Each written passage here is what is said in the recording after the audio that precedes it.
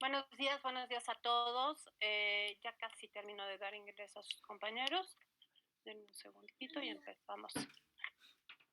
Buenos días, Buenos días. buenos días. Y buenos días a los que están en el chat poniendo buenos días. Buenos días a todos. Espero que hayan tenido un grato despertar el día de hoy. Que hayan tenido tiempo de tomarse su cafecito. Yo apenas estoy en eso, así que si estoy medio dormida, no me hagan mucho caso.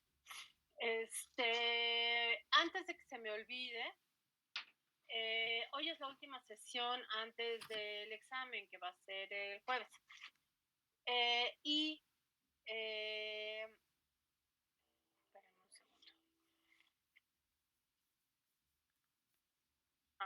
un segundo. Perdón. Hay varios de los que están ingresando el día de hoy que no habían ingresado en otro momento y que supongo que habrán ingresado porque el miércoles, el jueves habrá evaluación, pero recuerden que en el programa está planteado que hay un porcentaje de asistencia mínimo requerido para poder presentar las evaluaciones, ¿sí?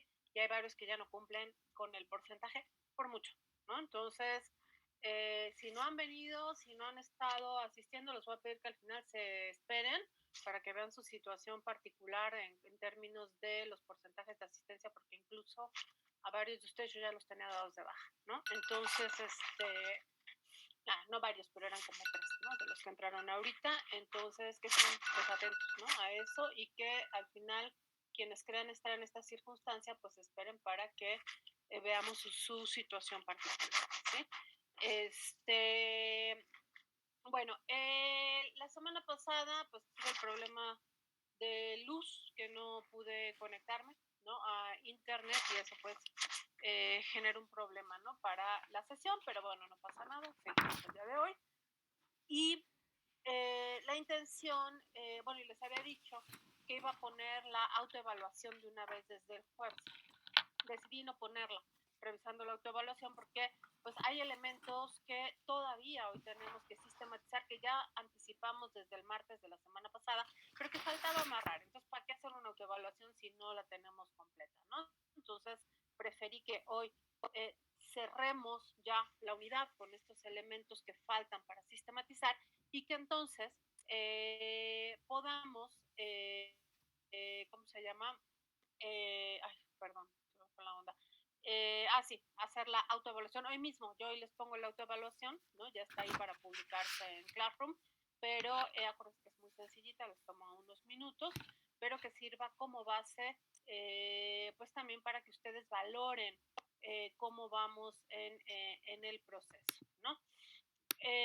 Yo a ustedes, bueno, medianamente les comenté, he tenido semanas muy complicadas, he estado, y días muy, muy complicados, he estado tratando de avanzar en la evaluación, les había dicho que le iba a dar prioridad a la síntesis justamente porque estamos culminando la segunda parte de, ¿cómo se llama?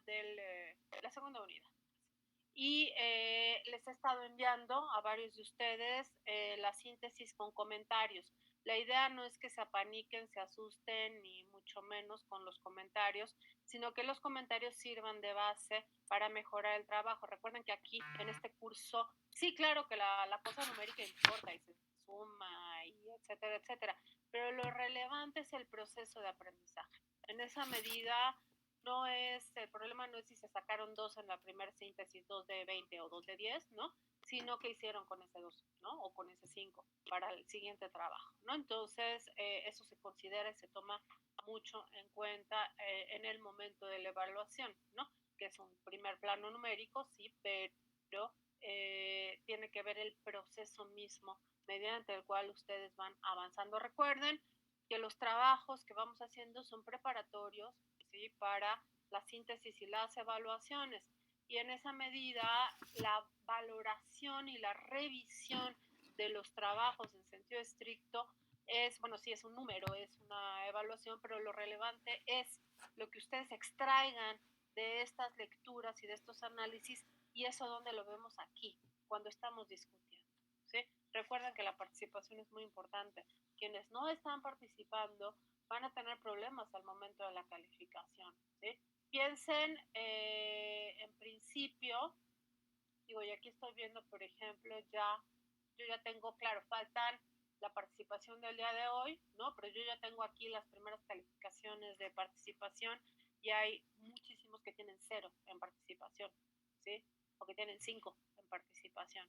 Entonces, tienen que preocuparse, piensen que si se sacan 5 a lo mejor de la participación lo salvan, ¿no? De reprobar el curso, ¿no? O si tienen 8 a lo mejor con la participación, el porcentaje de participación, su calificación puede subir a 9 o incluso hasta 10, dependiendo del porcentaje, que ahorita ya no me acuerdo cuál es, pero ahí están en el programa, ¿no? Entonces, preocúpense por participar, uno por la nota, ¿no? Ese es un elemento que yo sé que a ustedes les preocupa mucho, pero con justa razón, pero sobre todo porque es el espacio donde ustedes ven cómo está funcionando su trabajo sobre los textos, las lecturas, etcétera, etcétera. Recuerden que es un curso, por lo menos este, ¿no? No sé las otras, bueno, la otra historiografía, pero este es un curso donde lo relevante es reflexionar, problematizar, analizar, discutir. Esa es la base, ¿sí? Entonces, la parte de la descripción, etcétera, pues será nuestra materia prima, ¿no? Y el dato y el nombre y ¿no? Que bueno, sí es importante, pero es la materia prima. Lo que nos importa aquí es el proceso reflexivo y analítico que ustedes van a derivar de las lecturas que se están haciendo, ¿sí? Y de los trabajos que se están pidiendo. Eso es lo relevante y eso es lo que les voy a pedir en el examen, ¿sí? No les voy a pedir, dame la definición de historiografía, ¿no? ¿Por qué? Porque pues no hay una, hay miles, ¿no? Entonces aquí más bien el punto es dialogar, ¿no? E ir construyendo y decir, bueno, pues según quién, según qué, cómo lo plantea uno, cómo lo plantea otro, cuáles son las bases de uno y otro, ¿no? Con qué estoy de acuerdo y por qué estoy de acuerdo, ¿no? O sea, es este diálogo con los textos y con los autores lo que es relevante, ¿sí?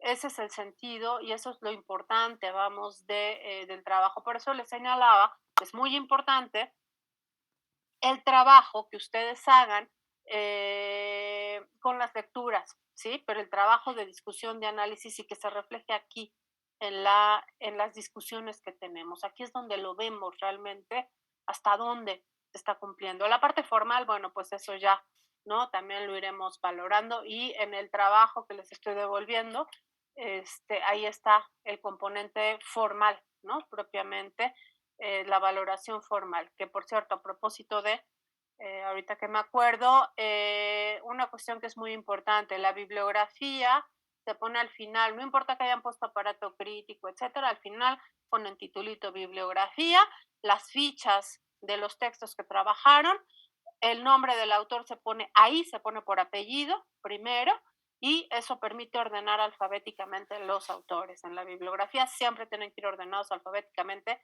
por apellido. Por lo tanto, en lugar de poner José Rubén Romero Galván, ponen Romero Galván José Rubén, ¿sí? Y eso ya les permite una organización alfabética. Estamos leyendo no libros completos, sino fragmentos de libros. Entonces, ustedes tienen que poner qué fragmento entre comillas, ¿sí? Kaller, Eric, entre comillas, el significado, cierras comillas, y entonces sí, el título del libro, qué es la historia, y el título del libro se pone en cursivas, el título del libro o de la revista, pero no el artículo que ustedes leyeron, el fragmento se pone entre comillas, ¿sí? Eso se los estuve señalando en sus trabajos. Esperen, había algo más que les quería señalar al respecto que era importante. El asunto del aparato crítico. Les voy a pedir, porque varios de ustedes ponen manualmente el aparato crítico. Word tiene una función para poner las notas al pie. Esta mecánica de poner, cito al autor, abro paréntesis y pongo Romero Galván 2009, ¿no? Ese es sistema APA. Ese no lo utilizamos nosotros, ¿sí? Olvídense del sistema APA porque sus maestros no van a saber ni qué es eso, ¿no? Digo, yo tengo una idea porque doy clase en el CCH y ahí todo es APA, ¿no? Pero pero aquí olvídense, ¿no? De ese asunto. Espérenme un segundo, déjenme dar ingreso a un compañero. Ay. ¿Dónde está? Aquí está. Ok. Entonces, ¿qué es lo que tienen que hacer? En lugar de eso, ahí ponen un llamado a pie. ¿Qué es el llamado al pie? El numerito o el símbolo, ¿no? Dependiendo de cómo lo vayan a poner. Casi siempre es una secuencia numérica. Y eso lo tiene Word. En Word, ustedes en el menú de arriba, depende de la versión de Office que tengan, pero está o en insertar o en, esperen, creo que en referencias. Les digo dónde está. En referencias. Sí, en referencias tienen insertar nota al pie. Si ustedes separan donde quieren que poner el numerito y le ponen insertar nota al pie, les va a poner solito el numerito y va a abrir al pie de página el espacio para que ustedes escriban ya la referencia completa, hay que ponerla completa, del autor que están utilizando, ¿no? Entonces así ponen el aparato crítico en automático y Word te va poniendo la secuencia numérica solita, ya no tienes que estar pensando de, ay, ¿en qué número me quedé, no? Sino solito va continuando la numeración, ¿no? Y bueno, obviamente ya les irían enseñando en la que nunca me acuerdo cómo se llama, iniciación a la investigación histórica o algo así, ¿no? Ahí les irán enseñando pues el uso de los latinajos famosos que APA no usa ni en defensa propia, pero aquí sí utilizamos, ¿no?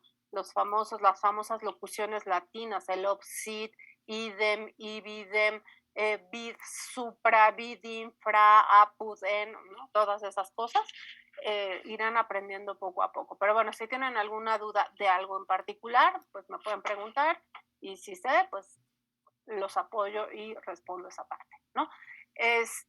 ¿Alguna duda hasta ahorita de lo que he planteado?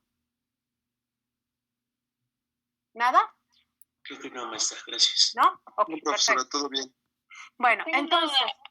Hola, perdón. buen día. Hola, buenos Sí. días. ¿Susana? Sí. ¿Qué Hola, pasó, Susana? Yo tengo una duda porque, bueno, recibí mi calificación y había como, no, bueno, había un comentario que decía, revisa los comentarios, está en el documento, pero luego entro al documento y no hay nada. Entonces no sé si no estoy viendo algo o no sé cómo desbloquear los comentarios.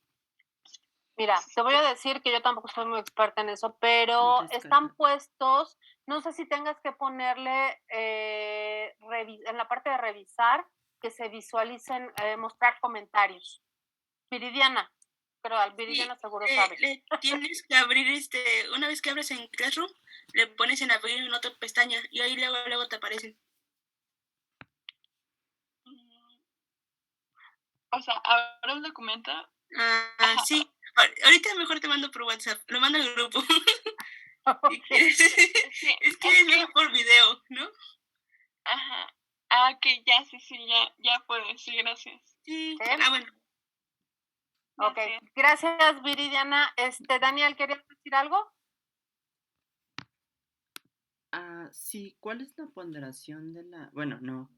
¿De qué manera se pondera la participación? Eso lo habías preguntado desde la vez pasada en el chat y ya no te pude responder. Déjame darle ingreso a Julieta y te explico cómo se hace la ponderación. Se toma de referencia un máximo en función del máximo de participaciones que hay, pero no es el único referente, ¿no? O sea, es decir, habrá, por ejemplo, el que participa más, pues tiene 10 seguro, ¿no? Entonces, supongamos que el que participa más tiene 50 participaciones en el bloque que vamos a evaluar y de ahí se saca una media para que entre 50 y 30, por ejemplo, participaciones equivalgan al 10 y de ahí se va reduciendo en el entendido de que si tienes una participación de 50, ¿no? O del mínimo de clases que hemos tenido, donde ha habido participación, bueno, pues no es significativo, ¿no? Pero se va haciendo en función de eso, se hace una escala, Daniel, en función de eso, pero no se trata, porque ustedes han visto que en algunos casos, dependiendo, o sea, la participación, todas las participaciones son muy importantes, pero a veces hay participaciones que están respondiendo a cuestiones muy puntuales de análisis o que se están pidiendo y esas a veces, Daniel, tú el otro día preguntabas, ¿no? Esas a veces llevan un 2, ¿no? En la participación. es una doble participación. Entonces eso hace que sean más participaciones que el número de clases, suponiendo que ustedes participen en todas las clases. Pero no tienen por qué tener el 2, digamos, en todas las participaciones, sino que se hace una valoración en el entendido más o menos del promedio de participación y de ahí hacia arriba, pues es el 10 y de ahí van bajando la escala, ¿no? Hasta, pues quien no tiene ninguna participación, pues obviamente 0, ¿no? Quien tiene una participación o 2, pues será 5, pero de ahí hacia arriba, ¿no? Se va evaluando según ese principio, Daniel. Ok, vale. ¿Sí fui clara o no fui clara? Sí, es que creía que era en relación a, por así decirlo, una competencia, entonces dije, o sea, el que tenga más participaciones va a ser el único que tenga 10. Creía que era así. No. No, es la referencia para saber, ¿no? Hasta dónde, de dónde a dónde se establece el parámetro del 10, pero no es de solo una persona tiene 10 porque fue el que participó más, ¿no? Ojo, no es la intención. La idea es que se promueva pues la participación, pero sobre todo por eso que les estoy señalando, Daniel. O sea, no es nada más hablar por hablar, ¿no? Sino venir aquí a ver cómo estoy trabajando, compartir con sus compañeros, escuchar a sus compañeros, nutrir el trabajo, ¿no? Y sobre todo la reflexión. Eso es lo más relevante, el análisis y la reflexión, que es, desde mi punto de vista, lo más importante de este curso, ¿no? O sea, este trabajo de análisis y de reflexión sobre los textos, este carácter formativo en las formas de lectura y de análisis de los textos, que, ojo, son una parte del quehacer histórico. Esto que nosotros estamos haciendo, o que vamos a empezar a hacer, digo, ya empezamos con el texto de Alfonso X, un poco con el Códice Boturini, ¿no? Pero esto que vamos a hacer nosotros, que se le denomina análisis historiográfico, eso es lo que vamos a hacer, no es la forma de hacer historia, es una de las etapas, ¿sí? De hacer investigación histórica monográfica. O sea, si yo quiero trabajar la Revolución Mexicana, ¿no? O el papel de las mujeres en la Revolución Mexicana, pues no basta con que haga un análisis historiográfico. O sea, yo tengo que validar el análisis historiográfico o el análisis de los textos desde esta perspectiva me sirve para saber qué fuentes utilizo, ¿no? De carácter historiográfico, cuáles me sirven, cuáles no, o cómo valoro cada una de estas fuentes, ¿no? Fuentes secundarias en este caso, que serían las fuentes historiográficas, para eso me sirve, pero no es toda la investigación. Es toda la investigación para una rama de la investigación histórica, que es la historia de las ideas. Eso es lo que está haciendo Gorman en su texto La conciencia histórica en la Edad Media, y es lo que van a hacer muchos de los autores que vamos a leer como texto de apoyo, historia de las ideas. ¿Cuál es el pensamiento de una época? Eso también es historia, ¿sí? Saber cómo se pensaba, bueno, el pensamiento histórico, ¿no? En una época también es una parte del conocimiento histórico, y ahí sí será todo el procedimiento. Y lo digo un poco también por algunos de los trabajos de ustedes, no es todo, es una parte, es la parte de la heurística, ¿no? Para la investigación monográfica de otros temas, esto es la heurística, ¿no? O es parte, no es todo, pero es parte de la heurística. Para un análisis historiográfico, ahí sí es la heurística, la hermenéutica y la estilística, ¿no? Es todo lo que estamos construyendo en el análisis historiográfico, ¿sí? Bueno, ¿alguna otra duda? ¿Algún comentario? ¿No? Bueno, entonces no quiero parecer disco rayado, que ustedes ni saben qué es eso de un disco rayado, ya no existen, pero participen, ¿sí? Eso es muy importante aquí, in situ, la participación, ¿sí? No hacer nada más hora pantalla, porque la hora pantalla o hora silla no sirve de nada en este curso, o sea, de nada. Hay que estar actuando, hay que estar interactuando, discutiendo, compartiendo, debatiendo, y esa es parte pues del sentido del curso, ¿no? Y de alguna manera también pues será parte de lo que estaremos valorando y evaluando en el curso, ¿sí?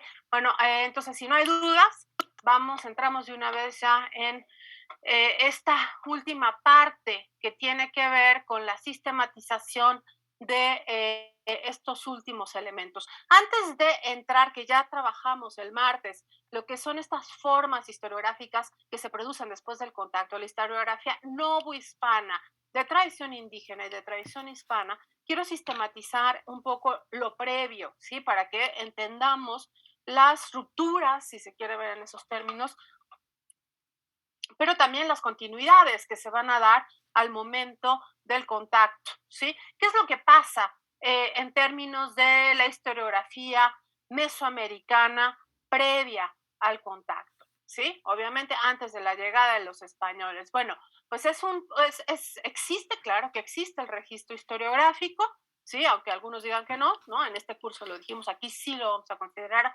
como un registro propiamente historiográfico. ¿Y quiénes son los que elaboran este registro historiográfico? Son especialistas, ¿sí? Los poseedores de la tradición que se va transmitiendo a lo largo del tiempo. Y obviamente los pintores, los tlacuilos, ¿sí? Todos estos pertenecen a una élite, al grupo sacerdotal principalmente, ¿no? Los pintores, el oficio, digamos, de pintores, pues se conoce como el amatlacuiloli y amatlacuiloli, sí, así. Y el historiador propiamente, ¿no? El especialista que conoce la tradición histórica que se transmite ancestralmente, pues es el tlamatini, ¿no? Que es el depositario de esta sabiduría ancestral del grupo o del estado, ¿no? Y el pintor es el tlacuilo, ¿sí? Es decir, no es un solo individuo, ¿no? Digamos, quien está al frente propiamente, a veces se conjuntan, ¿no? El oficio, pero uno es el depositario de la tradición y otro es el que representa esa tradición, ¿sí? Uno es el tlamatini y otro el tlacuilo, ¿no? El tlamatini es como el historiador propiamente, ¿no? Y el tlacuilo es el pintor de esa tradición. ¿Qué pasa en la historiografía europea previa al contacto? ¿Quiénes son los que elaboran la historiografía? Pues bueno, cualquiera que supiera escribir, ¿no? Medianamente, pero pues no todo mundo sabía escribir, ¿no?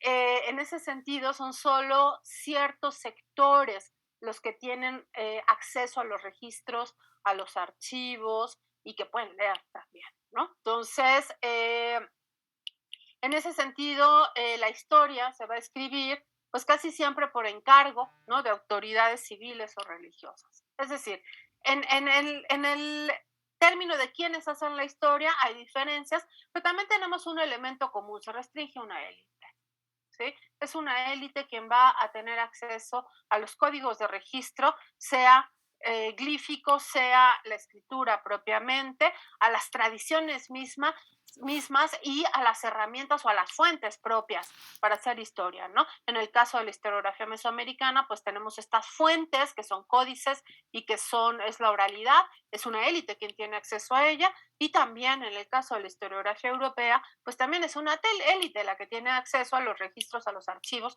y obviamente a las mismas obras historiográficas que se van produciendo, ¿no? ¿Quiénes son? ¿Quiénes los lectores de la historia o que tienen acceso pues a estos discursos historiográficos? En el mundo mesoamericano pues no se leía de la manera occidental, sino que la historiografía se declaraba, ¿en donde? En ceremonias públicas, ¿sí? ¿Y quiénes son? Son los tlamatime, los que se encargan de esa declaración. Sí, habíamos dicho, estos historiadores depositarios de la ancestral sabiduría y que eran los que sabían, conocían la tradición oral, ¿no? ¿Se acuerdan que hemos dicho lo importante de la conexión entre el códice escrito y la tradición oral, ¿no? Entonces, bueno, son ellos, son los tlamatinime, quienes declaran en ceremonias públicas la historia, ¿no?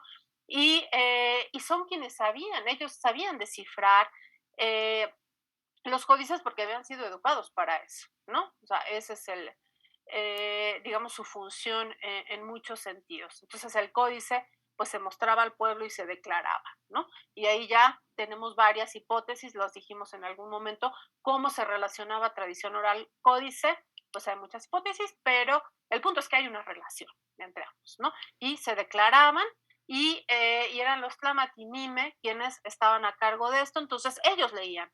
Y el pueblo, ¿no? La sociedad lo que recibía era este discurso que era transmitido, que era declarado, pues por este depositario sabiduría ancestral como somos todos los historiadores, ¿no? Somos estas figuras extraordinarias, depositarios de la sabiduría ancestral, somos sabios todos. Bueno, en el caso del mundo europeo, ¿quiénes leían? Pues leían, antes de la invención de la imprenta, ¿no? En un primer momento, pues las historias son para consumo local, ¿no? Se conservaban en manuscritos en bibliotecas de los conventos o en las bibliotecas reales, ¿no? Es decir, ¿quién leía? Pues casi nadie, ¿no? Salvo el que había hecho la historia y a quien le dirigía la historia muchas veces. Por ejemplo, las historias que se escribían en los conventos estaban dirigidas a los hermanos de orden, por ejemplo, ¿no? Entonces eran los que iban a leer estas historias, ¿no? Entonces no había un consumo, digamos, más popular de la historiografía. A partir del siglo XVI, ¿no? Ya con la presencia de la imprenta, pero también con el ascenso de la burguesía, ¿no? Cuando se va consolidando la burguesía, es cuando se empiezan a crear bibliotecas privadas. Y entonces sí, el acceso empieza a ser mucho más generalizado a la historia, ¿no? En términos ya propiamente de la heurística, ¿no? ¿Qué pasa en el mundo mesoamericano? Bueno, podríamos pensar que no hay propiamente una investigación en el sentido occidental. O sea, el Tlamatimine no necesariamente está en la biblioteca buscando archivos, ¿no? Pero sí hay una búsqueda, hay archivos y hay bibliotecas, pues para algo están ahí, ¿no? Para justamente emprender una búsqueda. Pero lo que tenemos que tener muy claro es que hay una tradición sancionada, son memorias de poder. Entonces es una la versión de la historia y esa es la que se va a transmitir. Sin embargo, esta puede tener variantes y en ese sentido, pues el historiador, el Tlamatinime, pues va a investigar en ese sentido y bueno, es depositario también de esta memoria de esta memoria oral, ¿no? Que es parte de la tradición y conoce esa tradición. En el caso del mundo occidental o europeo, pues los historiadores en el ámbito de la heurística buscan, ¿no? Y ustedes ya deben saberlo muy bien, la historia como esta rama de la retórica que busca la verdad, ¿no? Pues tanto en la historiografía medieval como el Renacimiento y toda la historiografía, la búsqueda de la verdad es la gran meta del historiador, ¿no? Aunque no entendido en el sentido moderno, ¿no? Ya vimos cómo, por ejemplo, en el ámbito de la historiografía medieval, la verdad es una verdad distinta, ¿no? Una verdad que se da por revelación de la divina providencia, ¿no? Y ya en el caso de la historiografía del Renacimiento, pues está sometida esta verdad al fin pragmático de la historia, vinculado pues con la retórica, justamente, ¿no? Esta posibilidad de convencer, ¿no? Convencer de estos valores o estos principios que forman parte del sentido de la historia maestra de la vida, justamente, ¿no? La historia es pragmática, sirve para algo, no nada más para la erudición o para pasar una tarde leyendo historia, ¿no? Sino tiene una finalidad muy, muy clara, ¿no? Ya habíamos señalado cómo en términos de la crítica de fuentes, bueno, pues en la historiografía tanto medieval como renacentista hay un principio de crítica externa, principalmente, bajo el criterio de autoridad, ¿no? Es distinto el criterio de autoridad medieval que el del Renacimiento, pero finalmente es un principio o un criterio de autoridad que se basa en una jerarquía de fuentes, entre las cuales se incluye también la tradición, que puede ser transmitida de muchas maneras, entre ellas también la oralidad. ¿Y qué tipo de fuentes? Pues muy variadas, documentales, pero enfáticamente historiográficas, ¿no? Entonces ahí sí hay una diferencia quizá un poco mayor. Sin embargo, de una u otra manera, en ambas tradiciones implica una recuperación de tradiciones ancestrales, de versiones anteriores de la historia y una valoración de esas mismas versiones, aunque es mucho más claro en el caso de la historiografía mesoamericana, al estar vinculada a la memoria de poder de manera tan clara, ¿no? O mucho más clara que en la historiografía en este momento occidental, pues eso hace que la versión sea sancionada, o sea, hay una versión de la historia, ¿no? Y esa es la que hay que transmitir justamente. En el plano de la hermenéutica, ¿no? ¿Qué pasa en la historiografía medieval, mesoamericana? Bueno, pues van a registrar la historia de los pueblos los que están escribiendo esa historia. O sea, ya habíamos hablado de este arraigado sociocentrismo que tienen estos grupos. Entonces los mexica van a hablar de los mexica. No quiere decir que no hablen de los demás, pero la historia, digamos, se concentra en ellos, ¿no? Los tlaxcaltecas, en fin, cada grupo, y esto nos hace ver no solo, o sea, no, digamos que no se trata solamente de la historia, lo que vieron los mexicas, lo que vieron los tlaxcaltecas, lo que vieron los texcocanos, etcétera, etcétera, sino que son versiones a veces distintas y encontradas, ¿sí? Entonces, ahí tendríamos que hablar de la tradición texcocana, la tradición mexica, la tradición tlaxcalteca, etcétera, etcétera, ¿no? Esto es lo que tendríamos en el mundo mesoamericano. ¿Por qué? Pues porque tenemos este sociocentrismo que ya iremos viendo, se va a replicar de alguna manera después, ¿no? Ya lo iremos viendo. Y otro de los elementos importantes, de los grandes temas, ¿no?, que están presentes, pues es el interés genealógico, ¿no? La importancia que tiene la genealogía para los grupos mesoamericanos. Las historias son una justificación del poder, ¿no? En ese sentido, ya lo dijimos, es una memoria de poder. El discurso historiográfico es una memoria de poder y tienen mucho una estructura de análisis, ¿no? Aunque lo vimos, ¿no? Justamente en la tira de la peregrinación, por ejemplo, el Códice Boturini, no son solo eso, ¿no? Son discursos mucho más complejos. Si bien registran el quién, cuándo y dónde, pues esos tres elementos que estarían en una estructura de análisis, el discurso es mucho más complejo que solamente eso, ¿no?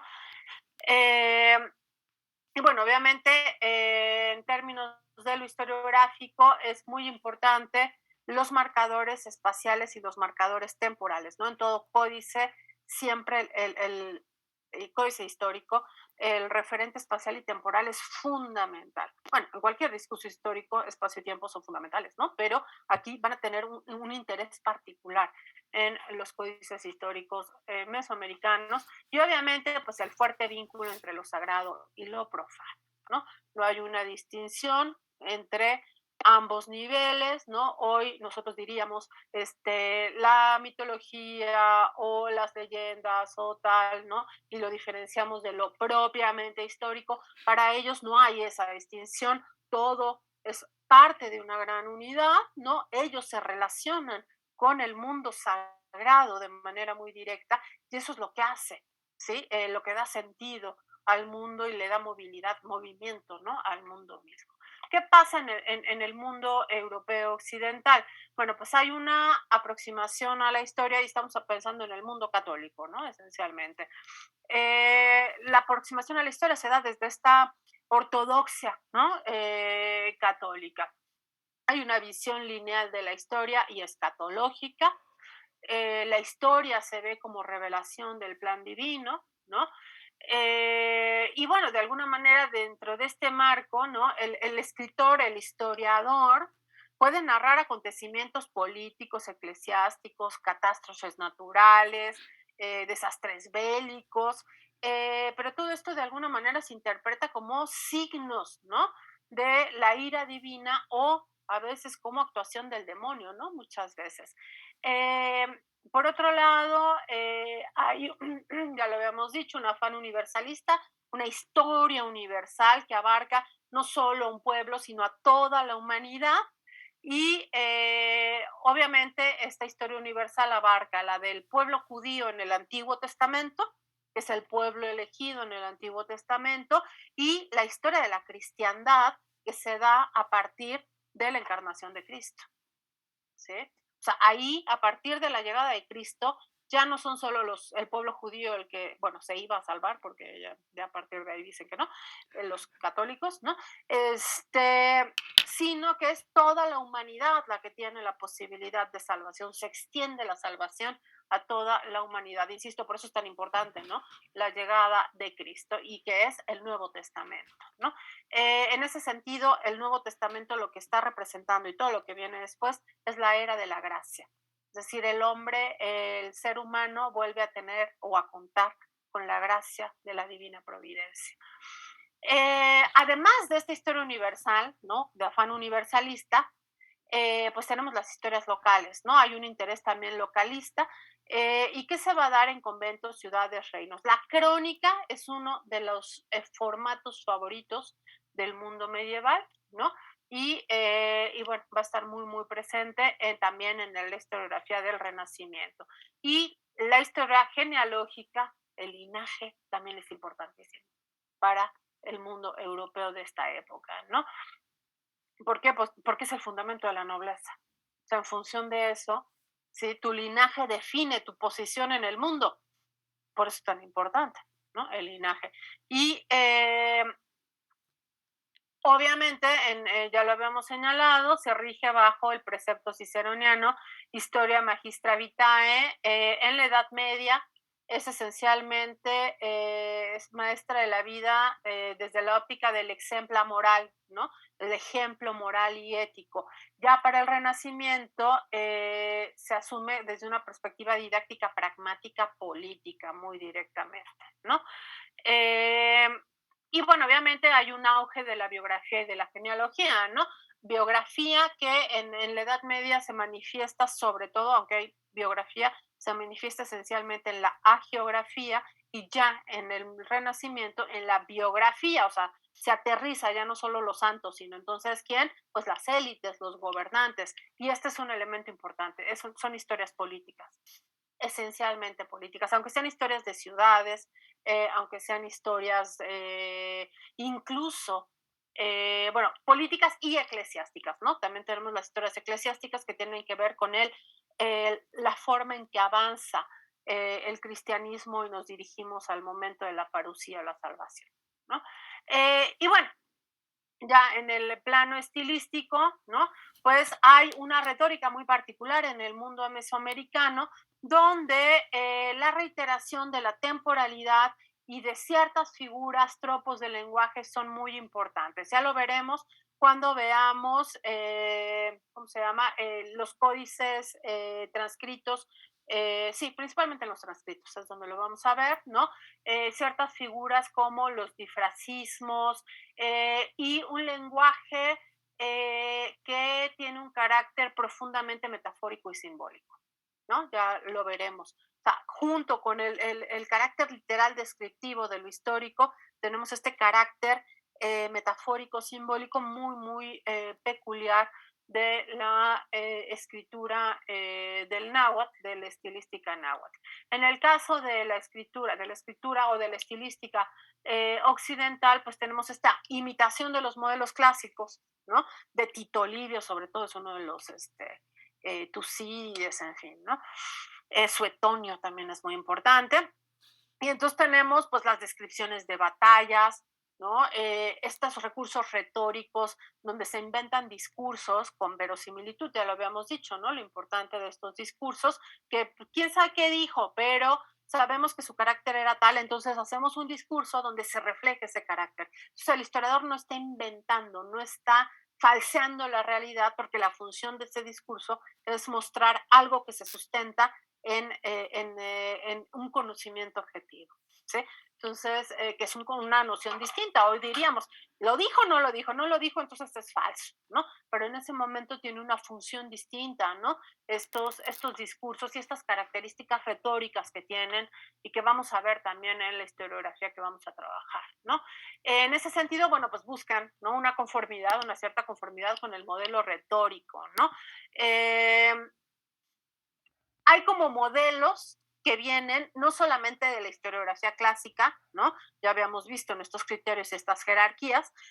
Por ejemplo, para la historia religiosa, la historia eclesiástica, los modelos van a ser Lactancio, Eusebio de Cesarea, ¿no? Para la historia nacional, ¿no? Isidoro de Sevilla, Santiago de la Vorágine. Bueno, de la vorágine es principalmente para la geografía. Es decir, lo que vemos es una mezcla, ¿no? De modelos clásicos y de modelos cristianos, digamos, que principalmente se sustentan en la patrística, alguno de ellos, o en los grandes historiadores clásicos de la Edad Media y posteriormente también del mundo cristiano, ¿no? Son algunos de los elementos, digamos, de los que partimos para este encuentro que se va a dar, ¿sí? ¿Y por qué retomamos esto? Porque algunas de estas características que estamos planteando en ambas líneas, ¿no? Son digamos que se reiteran y van a adquirir también elementos nuevos en ambas tradiciones, tanto en la historiografía de tradición indígena como en la historiografía de tradición hispana que se va a dar después del contacto, ¿sí? ¿Dudas hasta aquí? ¿Ninguna? Yo sí, profesora. Buenos días. Buenos días, ¿qué pasó, Jesús? Mi pregunta como tal es, ¿qué es la patrística o eso que dijo? Es que no tengo idea de qué es o a qué se refiere. Sí, claro, la patrística son los escritos hechos por los padres de la Iglesia, los que han sido declarados padres de la Iglesia. San Agustín, Santo Tomás, todos ellos son padres de la Iglesia, pues eso es la patrística. Así que son como los que están, después de la Biblia, están hasta arriba, ¿no? Los padres de la Iglesia, y ya después vienen los menores, ¿no? Pero que siguen dentro del ámbito de la cristiandad. Viridiana. Sí, maestra, mi duda es, obviamente en la Edad Media los textos son para pues, los reyes y así, pero recuerdo que, si no estoy mal, en el texto de Moradiellos dice que llega un momento en el que también empiezan a escribir como más normal para leérselo a la gente, o sea, a los fieles de la iglesia y los sigan, como que no dejen de creer en eso. Pero no sé si... Sí, claro. O sea, finalmente... lo que hay que distinguir es qué tipo de textos estamos hablando, Viridiana, porque en dónde es donde el pueblo, digamos, ¿no? O las no élites, si lo queremos ver de otra manera, pueden tener acceso a estos discursos, este conocimiento en la iglesia, cuando van a misa, ¿sí? Ahí es donde pueden tener acceso a este conocimiento, entonces se mueve más en el ámbito de la declaración que se hace en la misa y del sermón, etcétera, etcétera, pero no propiamente de la transmisión historiográfica como tal. Habíamos señalado cómo estas tradiciones, ¿no? Sobre todo aquellas heroicas y demás, aterrizan muchas veces en el ámbito popular, a través, por ejemplo, de los juglares y todas estas cosas, ¿no? Pero como tal, el discurso propiamente historiográfico se sigue manteniendo en una élite, en cualquier momento, Viridiana. De hecho, es hasta el siglo XIX cuando este discurso empieza como a aterrizar, ¿no? Hacia otros sectores. Pero, lo decíamos un poco en esta recuperación, ya para el siglo XVI, ¿no? Con el ascenso de la burguesía, ¿no? De nuevos sectores que no son la élite. En el siglo XVI la burguesía no es la élite, empieza a constituirse como una élite, pero todavía no está en ese punto. La burguesía va a empezar a tener acceso también a estos discursos históricos, porque además, bueno, pues tenemos la imprenta, ¿no? Y la imprenta hace accesible. Pensemos que antes hacer un libro, pues era todo a manita, ¿no? Pues imagínense, ¿no? Hacer el libro y luego que quieres una copia, pues imagínense cuánto se tardan en la copia, ¿no? Entonces realmente lo que se manejaban eran manuscritos que se conservaban en los conventos y demás. Ya con la imprenta, ¿no? Bueno, pues esto permite que la difusión sea mucho mayor, ¿no? Y va a permitir un impacto mayor, en efecto, ¿no? Entonces, es sobre todo a partir del siglo XVI que se empieza a difundir, y mucho se debe también a la imprenta y también, pues, a estas inquietudes que están hirviendo ya en el siglo XVI. Pensemos que una de las grandes demandas de Lutero es que todo cristiano debe tener acceso a la lectura personal de la Biblia, no nada más a lo que el cura le dice en la iglesia, ¿no? Sino que todo cristiano debe leerla, y como la Biblia estaba en latín, pues se empieza a traducir, ¿no? Uno de los trabajos de Lutero es el trabajo de traducción. Bueno, no, él no lo hace necesariamente, digo, algunos sí, pero abogar por esta traducción a las lenguas vulgares, ¿no? O sea, que la Biblia se traduzca al castellano, al florentino, a la lengua que quieran, ¿no? O sea, estas lenguas vulgares, y que también se empieza a manifestar, este es un espíritu ya del Renacimiento totalmente, ¿no? De hacer accesible, pues, ¿a quién? A la burguesía, porque obviamente el campesino no va a estar leyendo la historia de Roma de Tito Livio, o sea, realmente no es algo como que esté en sus planes, ¿no? Ni en sus posibilidades reales.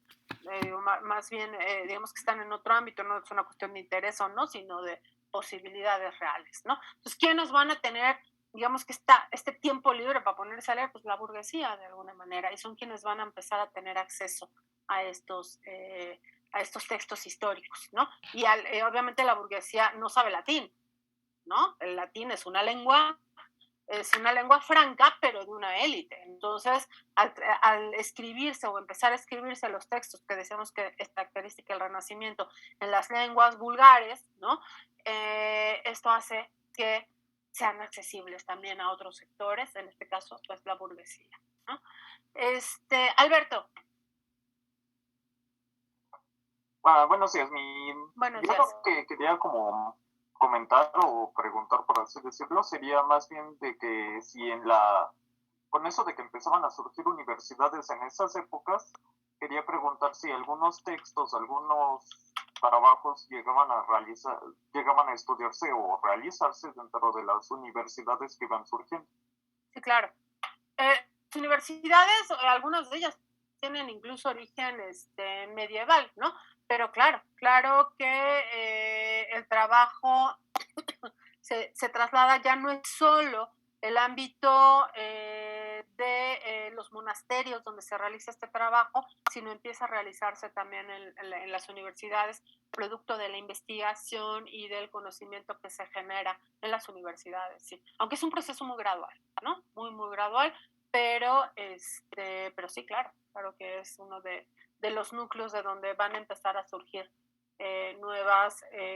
nuevo conocimiento. Y obviamente, y quiero insistir en ese punto, la imprenta es una de las cosas que va a abrir la posibilidad de llegar a sectores mucho más amplios. No es la única, ¿no? Pero abre esta posibilidad, ¿no? Algo que antes, bueno, pues sí, te tomó 2 años hacer el manuscrito, ¿no? Y luego la copia te toma otro año, ¿no? Bueno, pues ya con la imprenta, pum, rápido, y salen bueno, no tan rápido, pero hoy sí, pero digamos que se puede difundir mucho más, ¿no? Entonces la imprenta es una de las grandes maravillas, todos lo sabemos, pero que permite justamente eso. No quiero utilizar el término que luego se pone muy de moda de la democratización del conocimiento, porque no es una democratización, pero sí da posibilidad de acceso a sectores mucho mayores, ¿no? O sea, yo creo que eso sí hay que considerarlo, ¿no?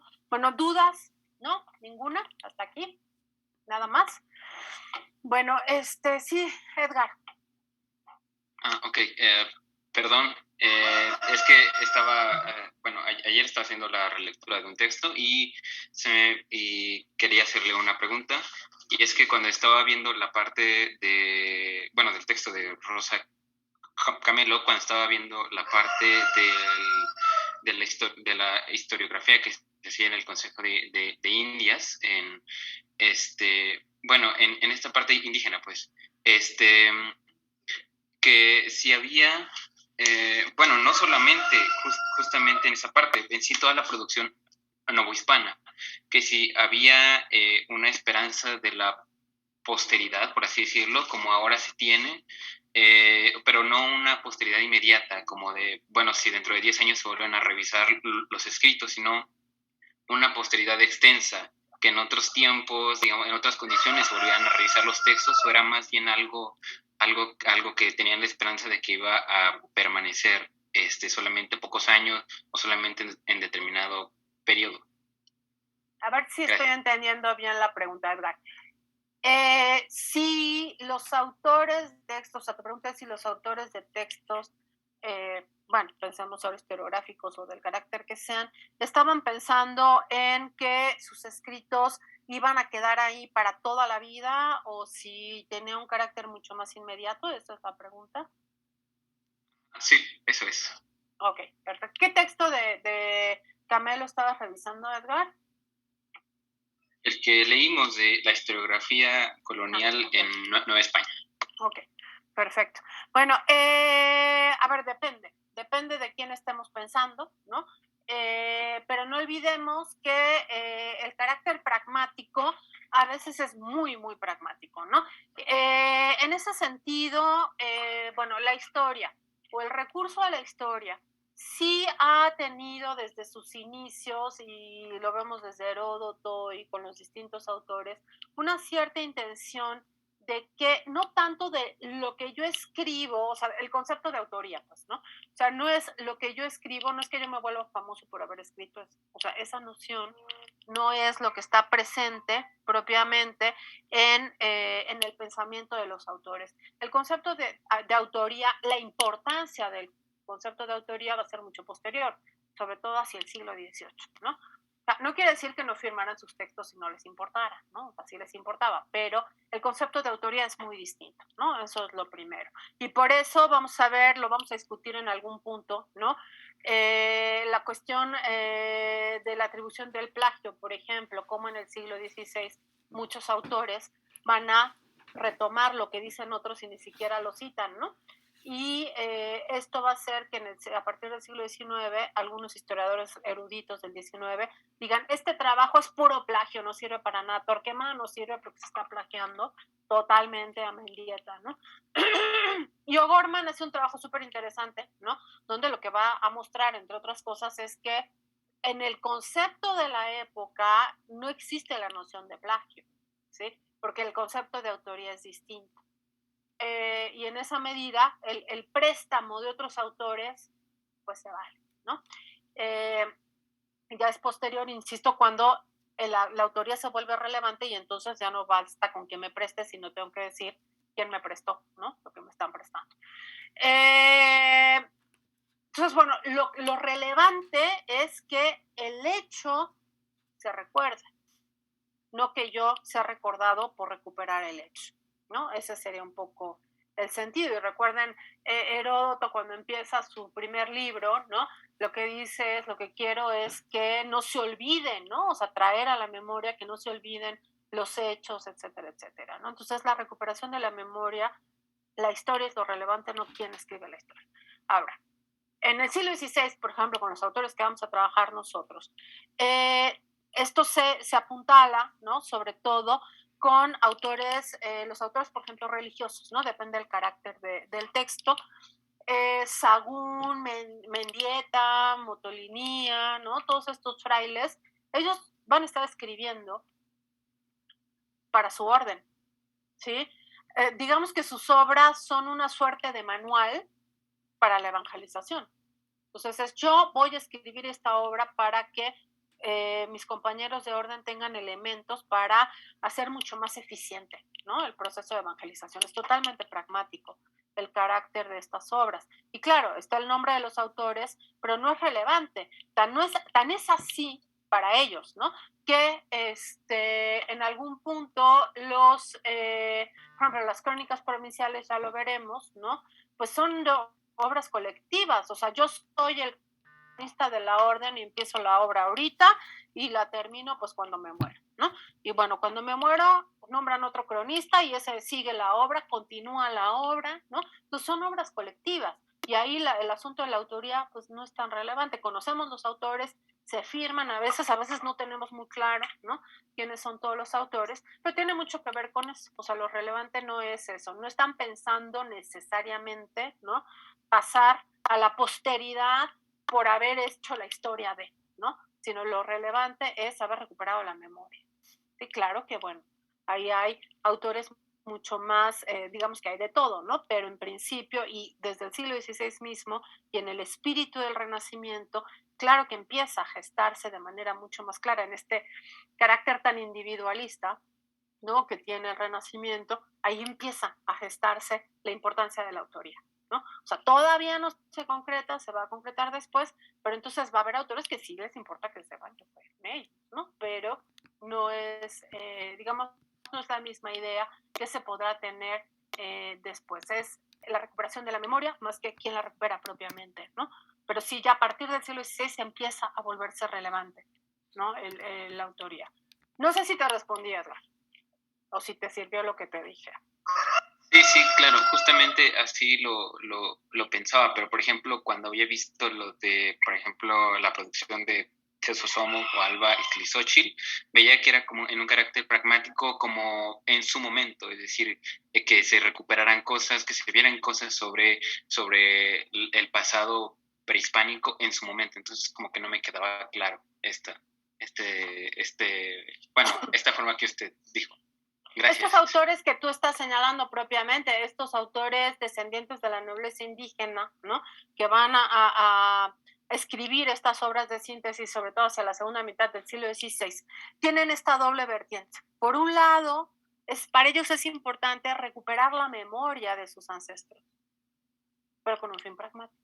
¿Y cuál es ese fin pragmático? Demostrar que pertenecen a la nobleza y que como pertenecientes a la nobleza tienen derecho a privilegios. ¿Sí? Y que esto está pues muy mostrado, o sea, lo muestra Romero Galván en su libro de los privilegios perdidos, ¿no? O sea, como una de las principales preocupaciones de ese sector indígena, de la nobleza indígena, que recibió privilegios después de la conquista, cuando empiezan a perder esos privilegios, su preocupación es esa. De a ver, perdón, pero yo vengo mis ancestros son de la nobleza desde, ¿no? Desde casi Adán y Eva, ¿no? Y hoy me están quitando esos privilegios, yo tengo derecho a esos privilegios, ¿no? Y ahí es donde la memoria de sus ancestros se vuelve relevante. Pero no solamente, o sea, eso es muy importante, ¿no? Y es parte de lo que está sustentando el discurso de estos autores. Pero también está esta otra vertiente que tiene que ver con una cuestión identitaria y que implica una recuperación de esa memoria para una construcción de su propio ser, ¿no? O sea, ¿qué son? ¿Qué son estos autores en el contexto de la segunda mitad del siglo XVI para ellos mismos?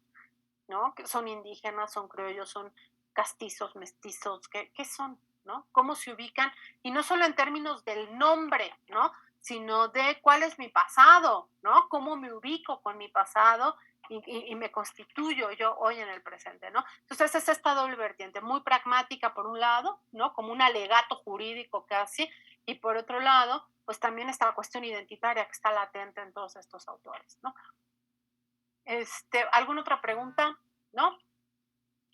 Bueno, vamos rapidísimo entonces con ya después del contacto, ¿cómo se manifiestan? Ya dijimos, están estas dos grandes vertientes, historiografía novohispana, de tradición indígena y de tradición hispana. ¿Qué es la historiografía de tradición indígena? Novohispana de tradición indígena. Pues básicamente es la producción histórica, ¿sí? Que se elabora con base en las tradiciones indígenas, ¿sí? ¿Esto qué quiere decir? Que sus autores no solamente van a ser indígenas. O sea, la historiografía novohispana de tradición indígena, la autoría, digamos, de la historiografía novohispana de tradición indígena, no se limita a los indígenas. Puede ser más amplio. Ahorita lo vamos a ver.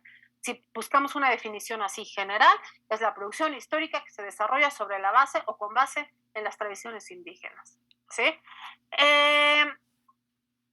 ¿Qué va a pasar después de la conquista? Bueno, pues hay una supervivencia de la forma del registro gráfico, es decir, los códices, ¿sí? Pero ¿qué cambios se van a dar después de la conquista? Bueno, pues se va a desplazar el sentido de memoria de poder, ya no van a ser propiamente memorias de poder, porque aunque siguen siendo grupos privilegiados los que elaboran e interpretan la historia, su situación ya no es la misma, ¿sí?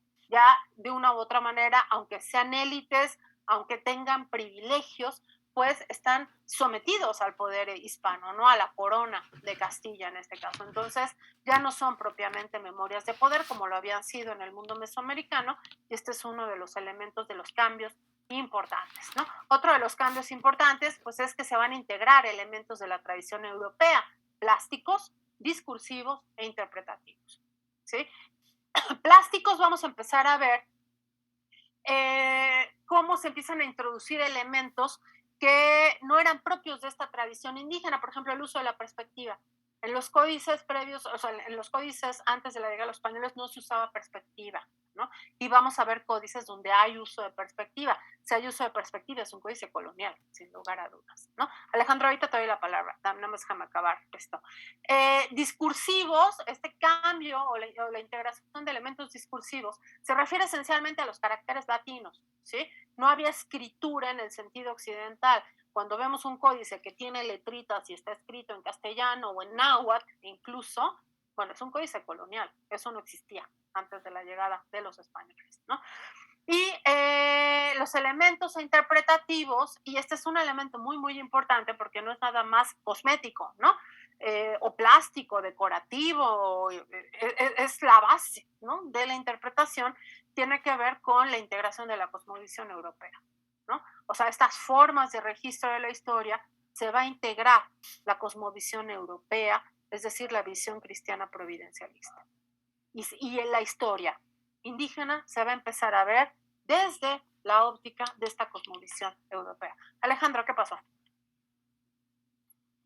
Buenos días, maestra. He estado leyendo el Oficio de Historiar de Luis González y González, y en una parte del libro te menciona que un factor clave de ser historiador, una cosa que tienes que aprender muy bien, es poder escuchar a los otros, que la historia se transmite de manera oral. Eso me hizo como ruido en la cabeza porque en la clase pasada, si no me equivoco, usted mencionaba que la historiografía de tradición indígena, creo era, se terminaba cuando se dejaba de usar la oralidad, así como se hacía antes. Entonces, como que me confundí un poco porque González y González te plantea ahí que la historia oral y que tienes que aprender a usarla mucho. Entonces, para que se acabe la otra historiografía, que como usted mencionaba, que se acababa como el uso de esa oralidad, ¿hay más factores ahí que lo influyen? ¿O hay una diferencia en la oralidad que se usa?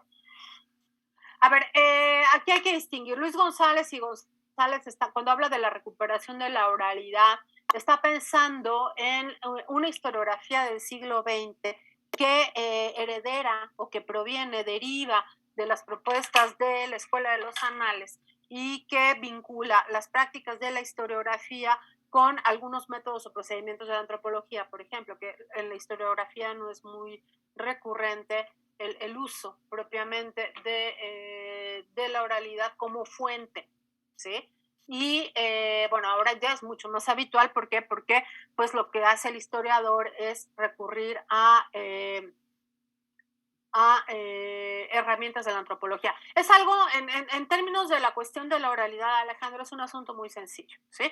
La oralidad como una fuente. Bueno, está bien. Yo, historiador, hoy, 5 de octubre de 2021, quiero hacer una historia de la Revolución Francesa. ¿Cómo recupero la oralidad? De la Revolución Francesa, o del posclásico tardío mexica, o de la que quieras. No tengo acceso a ello. ¿Por qué? Porque eso pasó hace mucho tiempo. El antropólogo sí, porque el antropólogo está en contacto directo con comunidades donde la oralidad y la transmisión de la oralidad todavía es patente, todavía está presente. Pero como historiador, ¿cómo recupero el testimonio oral, no escrito, oral, del panadero parisino del siglo XVIII? No puedo hacerlo. No tengo elementos, ¿sí? Entonces, por eso la historiografía o la historia no recurre tradicionalmente, digo, en el siglo XX ya lo va a hacer, ¿sí? Pero tradicionalmente la oralidad en esos términos no es una fuente. Entonces, Luis González está haciendo, digamos que, referencia a eso, ¿sí? Hoy la oralidad se utiliza mucho para historia reciente o incluso para historias más lejanas gracias a los préstamos metodológicos de la antropología. Y les pongo un ejemplo, ya se los había dado. Hay un texto de Robert Darnton que se llama La gran matanza de los gatos y no sé qué más, ¿no? Bueno, en ese texto, que es maravilloso, de Robert Darnton, uno de los capítulos se llama Los cuentos de Mamá Oca, creo. Y en esta parte, bueno, en la introducción del texto de Darnton explica cómo procede. Darton está estudiando los relatos, o sea, lo que quiere estudiar es el pensamiento de los campesinos franceses en el siglo XVIII. ¿Sí? Eso es lo que quiere estudiar. ¿Cómo estudias eso? ¿Con qué fuentes? Los campesinos pues no se sentaban todas las tardes a escribir sus biografías ni sus relatos, ¿no? ¿Qué fuentes tienes para estudiar el pensamiento de los campesinos? O sea, bueno, pues no tengo los escritos de los campesinos, pero sí tengo o sí sé más o menos qué tipo de cosas eran las que escuchaban los campesinos, los relatos, los cuentos, etcétera, ¿no? Entonces lo que voy a estudiar son los cuentos que se contaban en el siglo XVIII a los campesinos que se reunían y contaban cuentos, historias, etcétera, etcétera, ¿no? Y en función de esos cuentos me podrán revelar cuáles eran los miedos, los temores, las inquietudes de los campesinos del siglo XVIII. Pero esos cuentos en el siglo XVIII se transmitían a través de la oralidad. ¿Cómo recuperas en el siglo XX la oralidad del siglo XVIII? No la puedes recuperar, porque no existe ya. La del siglo XVIII existe, la que esté hoy, pero no la del siglo XVIII. La oralidad se transforma a una velocidad impresionante, ¿sí? Entonces no es la misma la del siglo XVIII que la del siglo XX. Entonces, Darton, los recomiendo si les interesa esta parte, y Alejandro, te lo recomiendo la introducción, por lo menos, donde Darton plantea cómo le hizo, qué hizo Darton para poder tratar de reconstruir estas versiones originales de los cuentos, porque los cuentos son finalmente los que vamos a ver, los cuentos de Mamá Oca, y es La Caperucita Roja y todos estos cuentos que hemos visto, las versiones rosas, bueno, pues las versiones originales, ¿no? Ni siquiera las de propiamente del siglo XIX, que tenemos de los hermanos Grimm y Perrault y todos estos que recuperan los cuentos, sino cuál era la versión que contaban a los campesinos, ¿no? Porque, digámoslo en términos llanos, los hermanos Grimm y Perrault lo que hacen es una versión burguesa, ¿no? Aburguesada de estos cuentos, pero ¿cuál era la versión que se contaba ahí en el campo, ¿no? En los campesinos, en el bosque, ahí reunidos, ¿no? Y todos aterrados oyendo los cuentos, ¿no? Entonces, bueno, ahí él nos explica cómo le hace, y obviamente se vale de la antropología, de herramientas de la antropología, para tratar de reconstruir esa oralidad, ¿sí? Entonces, es una cuestión metodológica, o sea, no es que se diga la oralidad no sirve, que el historiador diga no sirve, el problema es que difícilmente tenemos acceso a ella, porque estamos lidiando con cosas de hace 200 años, 300, 500 años, a diferencia del antropólogo, y la oralidad, las leyendas, ¿no?, que se transmiten de manera oral, la versión que conocemos hoy no es la misma de hace 200 años, aunque el tema sea el mismo, ¿no? Entonces es muy difícil tener acceso a la oralidad. Ahora, hay historiadores que desprecian profundamente la oralidad, eso es cierto, que no asumen que sea una forma de fuente. Aquí no es el caso, y muchos historiadores reconocen este valor que tiene la oralidad como fuente, pero también la dificultad de acceder a ella. Ahora, esto con respecto a lo de Luis González, ¿no? Y que está hablando de eso, como en el siglo XX, ¿no?, las nuevas propuestas historiográficas dicen, ojo, hay que usar la oralidad como fuente, y como los historiadores no tenemos ni idea de cómo hacer eso, pues hablemos con la antropología para que nos diga cómo le hacemos, ¿no? O sea, y que eso es lo que va a hacer Darton finalmente, ¿no?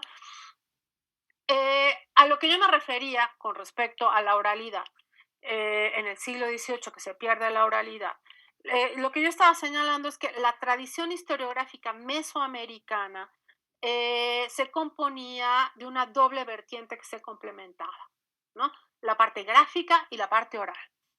¿Y quiénes conocían, ¿no?, tanto la forma de decodificar la parte gráfica como la oral que se iba transmitiendo generación tras generación? Pues eran esta élite, los Tlamatimine, ¿sí? Ahora, esa élite, en el momento de la conquista, de manera inmediata, pues va a tener, o sea, fueron educados los Tlamatimine para eso, y bueno, van a tener, a conocer todavía esa tradición oral.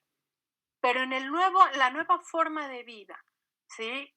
Donde ya no va a haber una élite que se va a educar en el Calmecac, donde los van a enseñar la tradición, ¿no? Sino que la educación va a ser otra.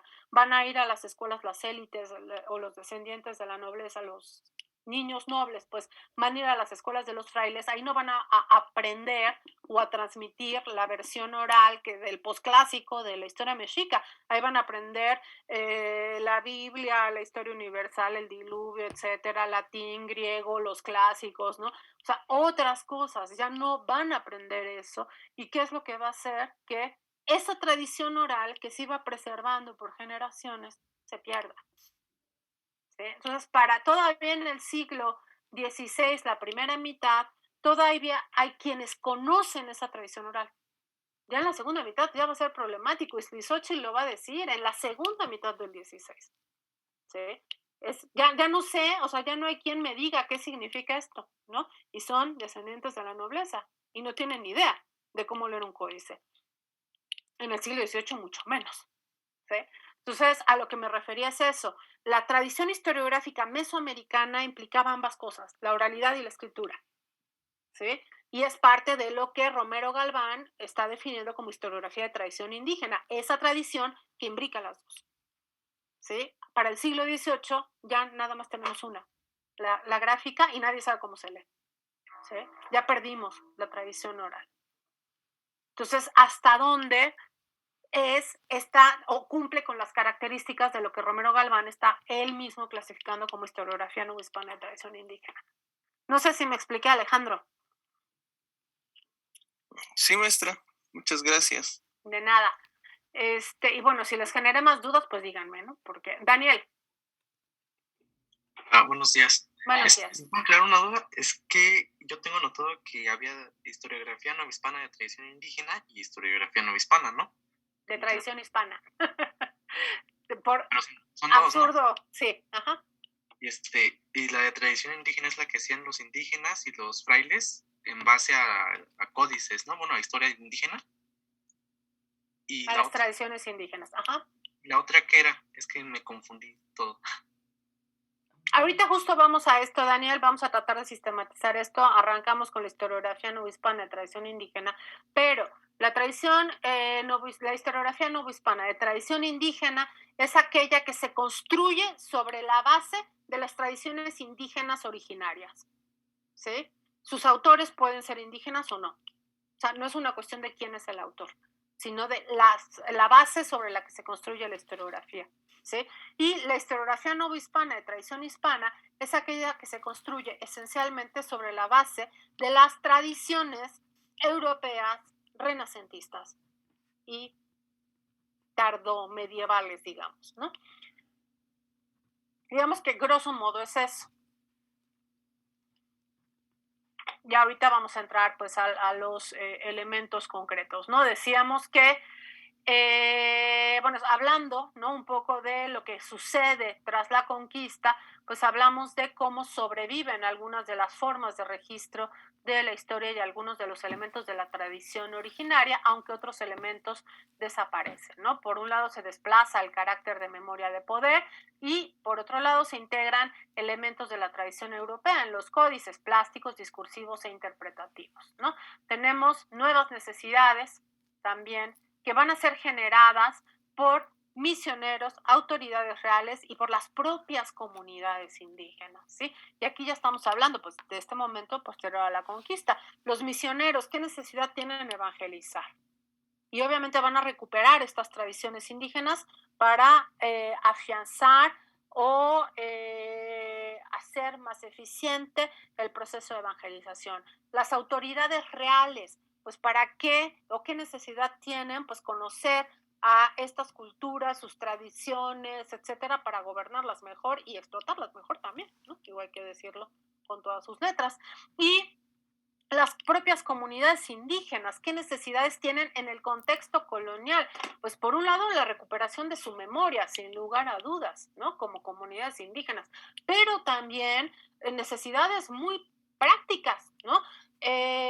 Vamos a tener el surgimiento, por ejemplo, relacionado con las comunidades indígenas, de un nuevo tipo de códices, que son los que se les conoce de manera genérica como los códices Techaloyan. Los códices Techaloyan son alegatos de una comunidad indígena por sus tierras.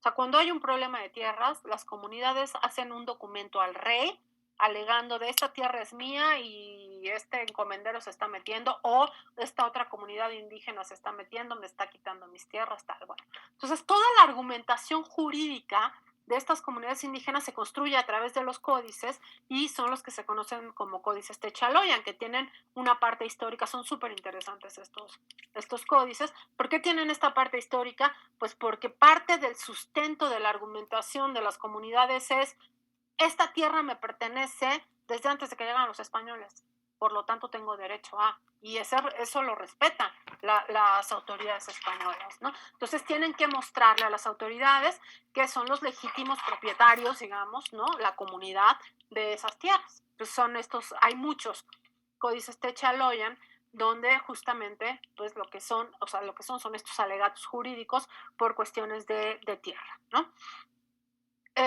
Y bueno, de los misioneros, por ejemplo, de las necesidades generadas por los misioneros, bueno, pues tenemos múltiples ejemplos, pero uno que es muy claro y que es bellísimo, lo vamos a ver ya en la próxima unidad, ¿no?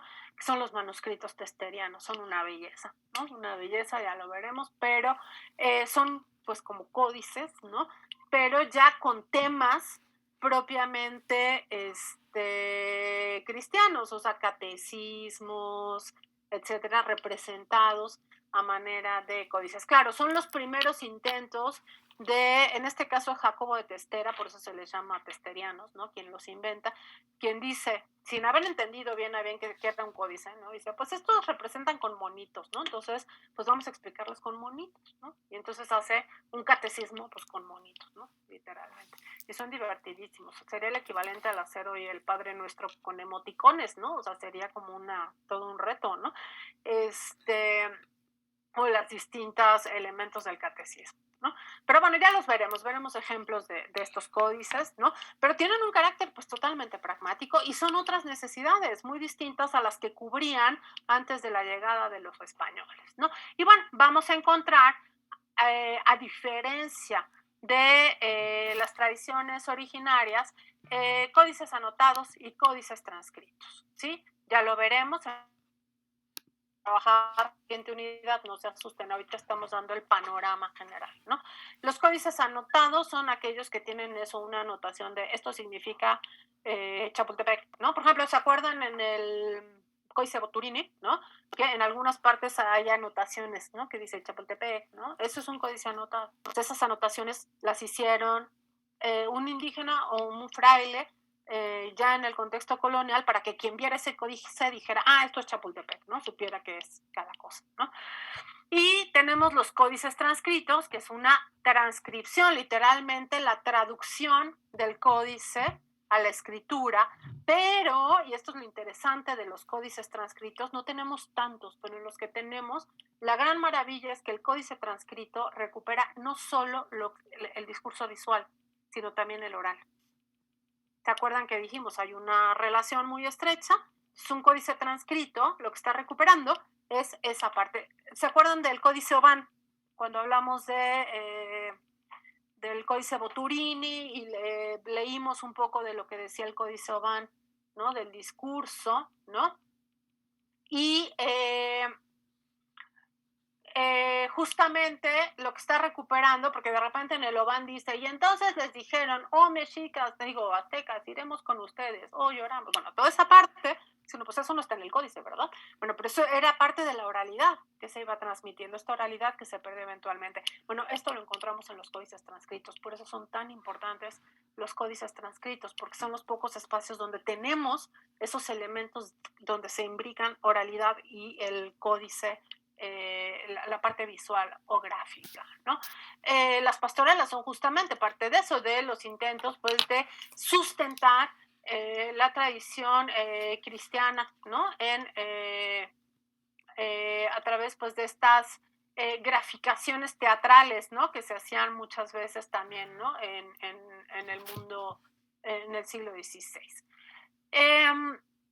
Bueno, ¿qué tendríamos que señalar? ¿Quiénes son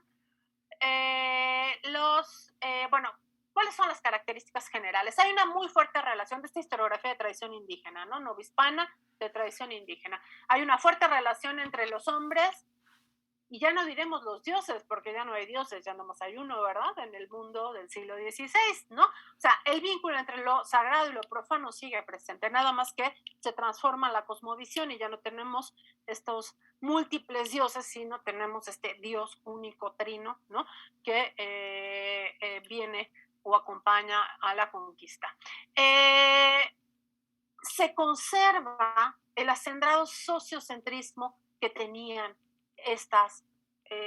los registros históricos de estos grupos, ¿sí? Es decir,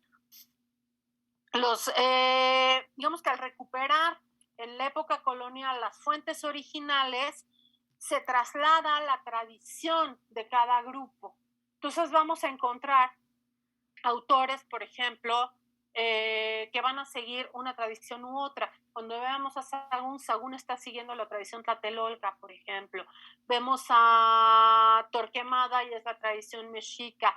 Si pensamos en el siglo XVI, Iztlizochitl es la tradición texcocana, Muñoz Camargo, la tradición tlaxcalteca, ¿no? Entonces lo que vamos a ver son las distintas tradiciones sociocentristas, ¿no? Que se centran en cada uno de los grupos. Entonces cuando uno lee a estos autores, están hablando de lo mismo, en teoría, pues parece que están hablando de cosas distintas, o sea, no es la misma historia la que estamos viendo. ¿Por qué? Porque cada uno está hablando desde la perspectiva del pueblo, pues de la versión que eligió, ¿no? Justamente. Y a veces le eligen no porque digan esta es mejor o esta es peor, ¿no? Bueno, eso será debate, simplemente a veces es a la que tienen acceso, ¿no?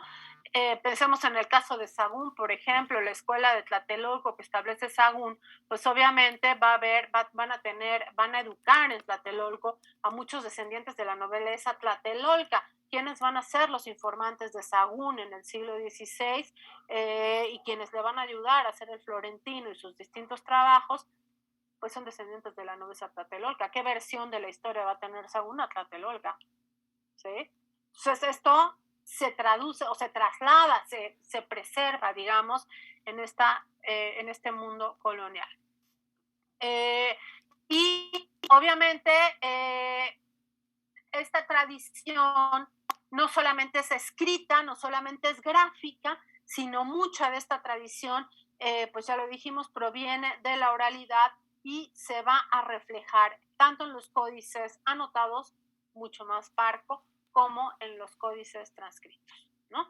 ¿Quiénes son los autores? Pues los autores pueden ser indígenas, pueden ser mestizos, pueden ser castizos, pueden ser españoles, ¿no? O sea, es decir, pueden ser el origen, digamos, de estos autores, puede ser variado, porque lo que importa no es de dónde vienen, sino de dónde están abrevando para construir la historia y cómo esas fuentes de alguna manera guían también ciertos componentes de su construcción histórica.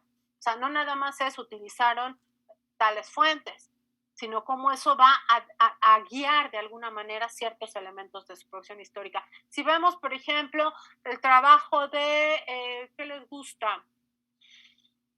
López de Gómara, por ejemplo, a veces menciona ciertos códices que seguramente no entendió nada, ¿no? Pero los menciona, bueno, pues no basta con que hayas visto un códice y digas, existe un códice que dice tal, ¿no? Sino que, digamos que son autores que tratan de recuperar la tradición, la cultura, la historia indígena desde la historia indígena misma, ¿sí? Entonces, esto le va a dar un carácter muy distinto a autores que aunque utilicen a lo mejor un códice, ¿no? Lo insertan el códice dentro de como una fuente más, digamos, ¿no? El códice es una fuente más, o la oralidad es una fuente más, y no es el elemento que construye, constituye o influye de alguna manera en los productos finales que tienen que ver con una aproximación empática muchas veces a estos grupos, ¿no? De los que están hablando, y obviamente también pues un intento de comprensión mucho más profunda de las sociedades que describen. ¿Sí? Insisto, al no concebir el códice como una simple ilustración, sino como una fuente auténtica. Los historiadores de la historiografía novohispana de tradición indígena consideran estas fuentes como fuentes auténticas, fuentes de donde, las fuentes indígenas, las fuentes de donde pueden abrevar para construir la historia desde el punto de vista de los propios indígenas, ¿sí? Y bueno, ¿Cuáles son los productos, digamos, historiográficos que vamos a tener para esta historiografía novohispana de tradición indígena? Espérenme un segundo. ¿Ahí están viendo el pizarrón? Sí. ¿Sí?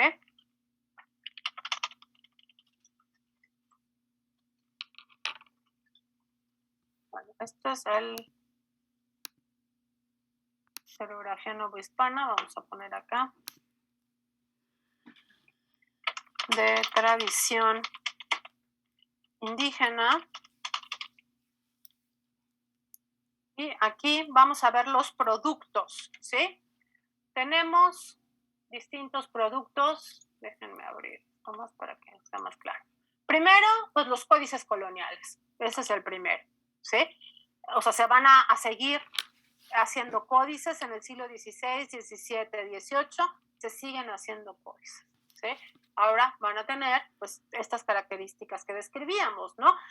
Incorporación de elementos pictográficos europeos, la inclusión también de caracteres latinos, escritura propiamente europea, y también el tercer elemento que es ya la construcción de los códices desde una visión occidental cristiana del mundo, sobre todo cristiana, ¿no?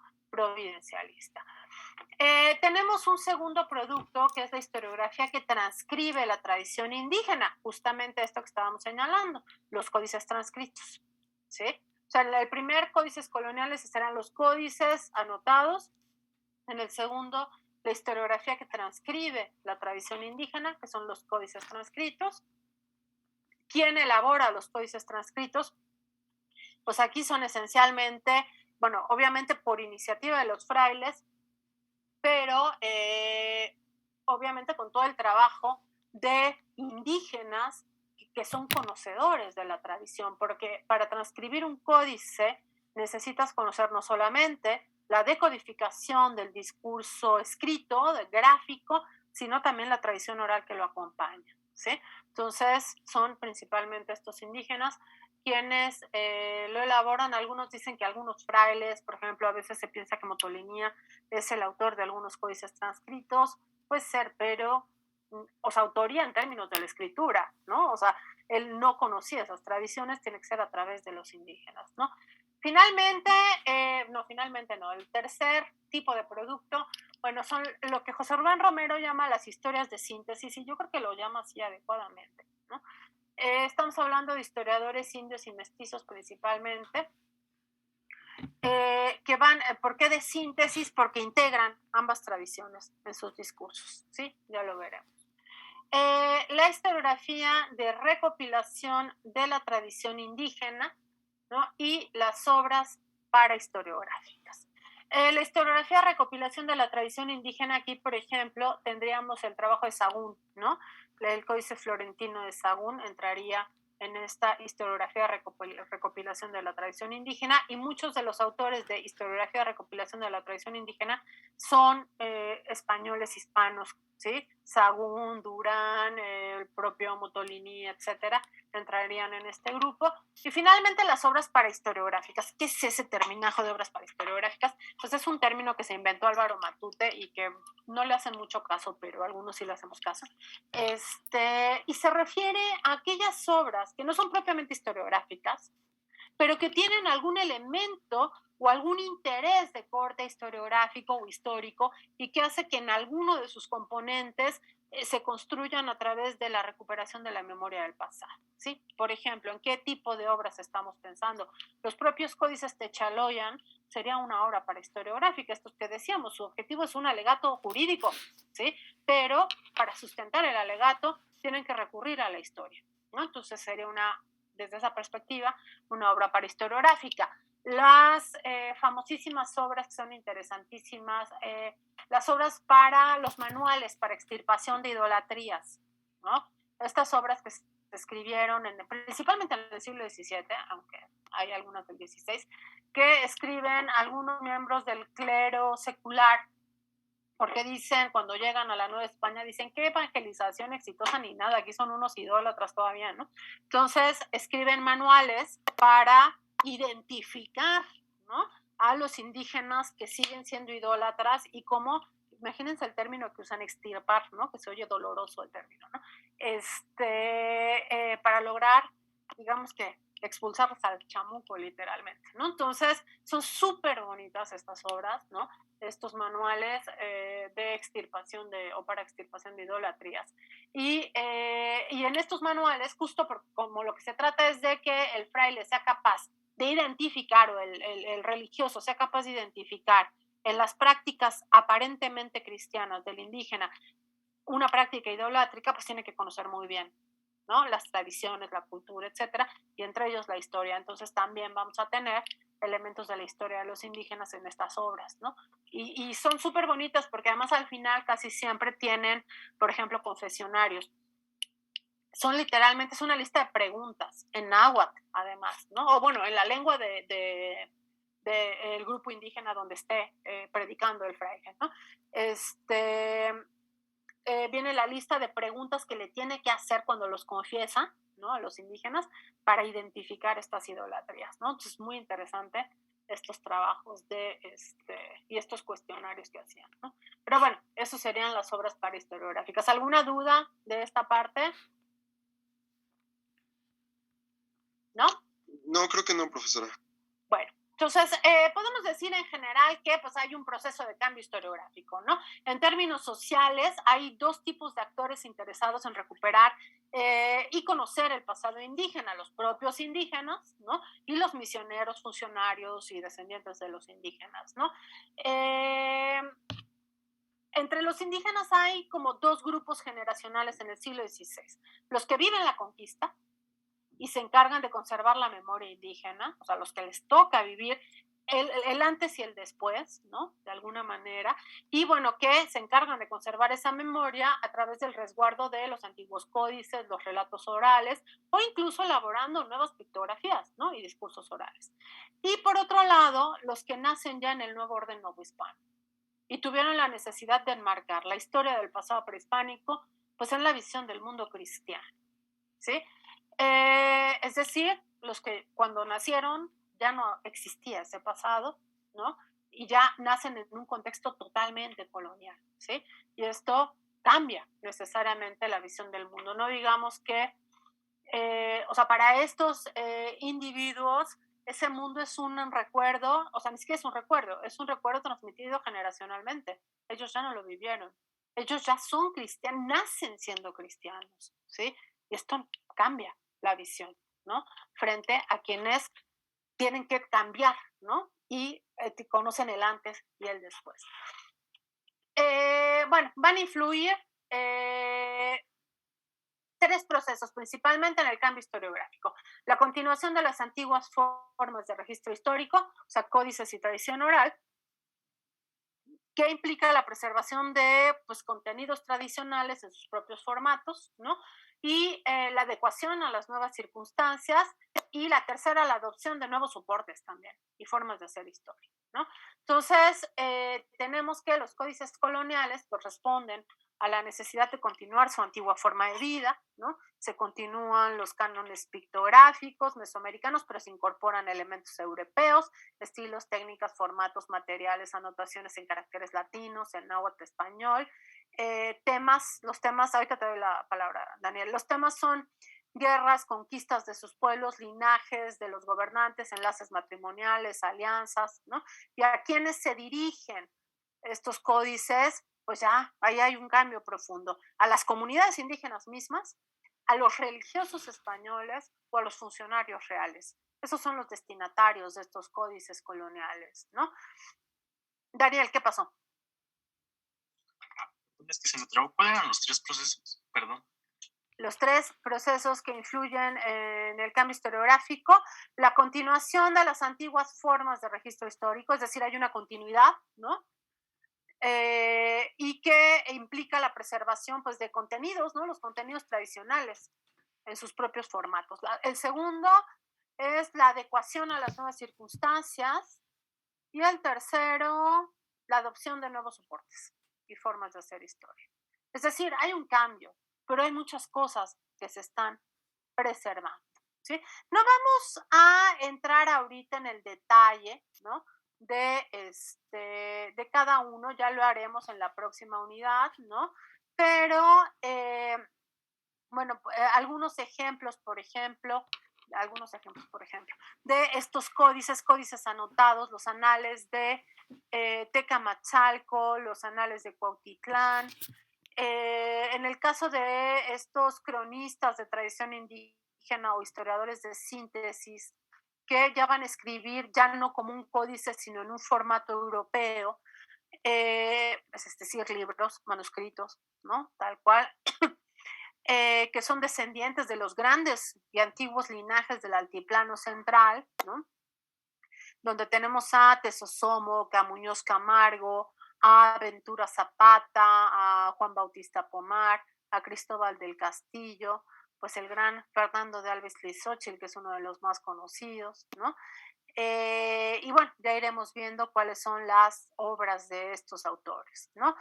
La historiografía, decíamos, de recopilación de la tradición indígena, que es esencialmente realizada por españoles, pero que va a recoger, a compilar y a traducir información y discursos de la tradición indígena, ¿no? Y que busca dar a conocer, bueno, rescatar y dar a conocer la forma de ver el mundo de los pueblos mesoamericanos, ¿sí? Desde su propia dinámica y su propia concepción. Obviamente, pues estos historiadores de recopilación de la tradición indígena conocían la lengua y la conocían muy bien. Y para hacerlo, ya hablaremos de ellos, pues se las ingeniaron, ¿no? Es para poder acercarse a la lengua y a conocerla profundamente y trasladarla al ámbito de la escritura, porque pensemos que el náhuatl se hablaba, pero no se escribía, ¿sí?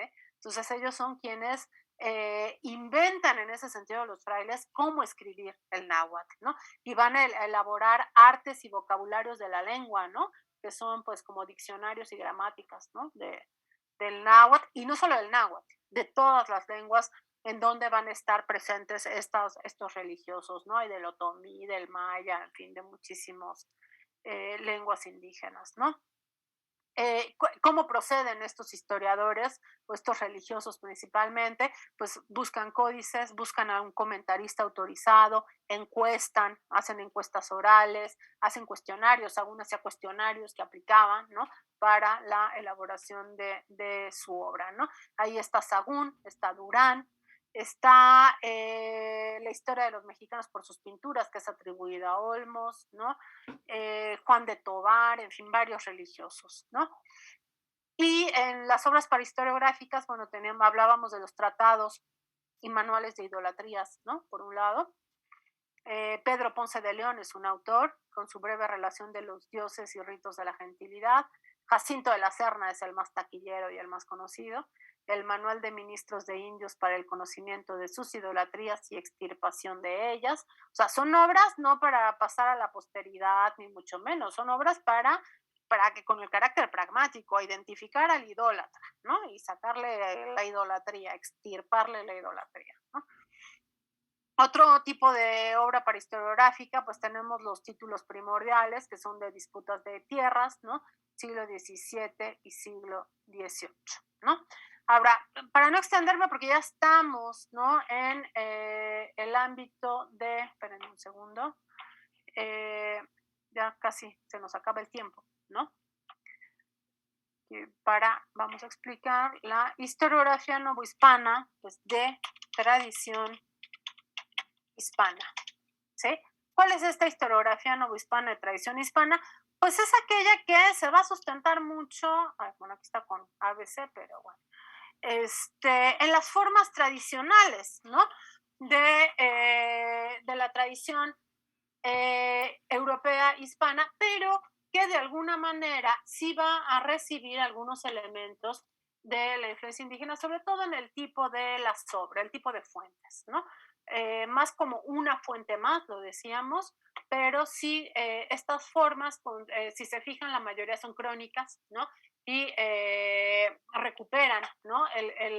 Estos géneros tradicionales que vienen pues desde la Edad Media, ¿no? Muchos de ellos, no todos, pero muchos de ellos sí, ¿no? Entonces tenemos, por ejemplo, las relaciones y crónicas de la conquista, ¿no?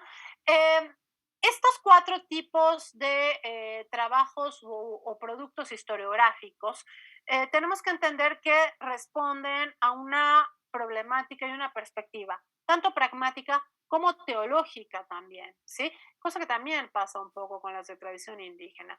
Las relaciones y crónicas de la conquista pues tienen un carácter totalmente pragmático, ¿no? Es decir, son los relatos, ya veremos, discutiremos cuáles son relaciones y cuáles crónicas, ¿no? Que van describiendo el avance, ¿no? De las empresas de conquista, de reconocimiento y conquista del territorio. Pues es pragmático, ¿no? Ir conociendo. Las crónicas de evangelización y crónicas provinciales, pues tienen también un carácter netamente, bueno, no netamente, en principio pragmático, ¿no?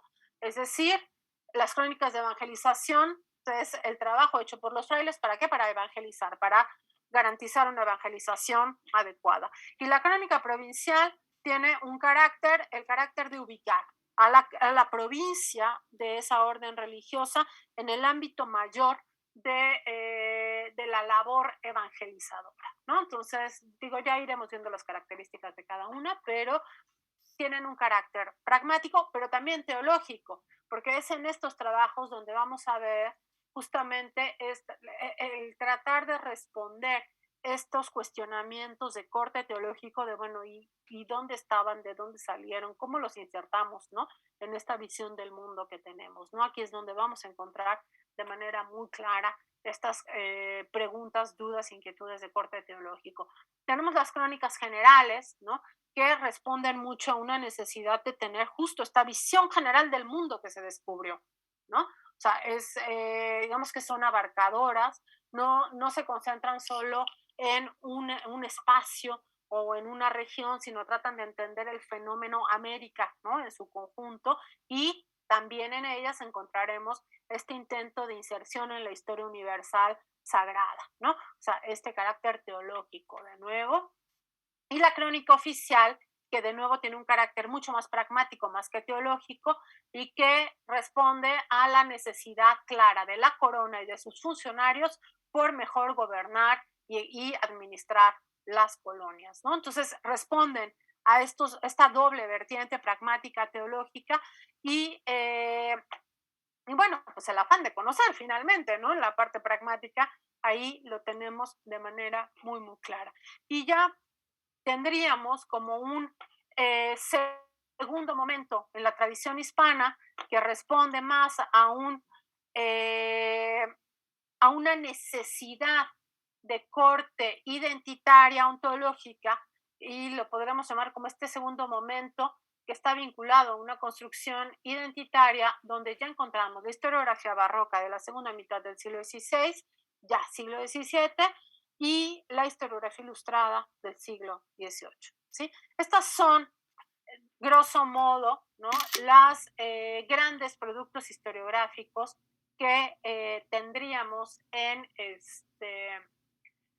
y que vamos a trabajar, ¿no? Este semestre. Quisiera yo que termináramos todo, pero vamos a ser realistas. Vamos a llegar a la crónica oficial en el mejor de los casos. Ya este segundo momento de la construcción, esto no va aquí. Ya lo veremos hasta el próximo semestre, ¿no? Déjenme quitar esto de aquí. ¿Ok? Bueno, Julieta, levantabas la mano. ¿Qué pasó? ¿Ya puedo quitar esto? Buenos días. Buenos días. Sí, pues por mí está bien, gracias. Sí, quita el pizarrón.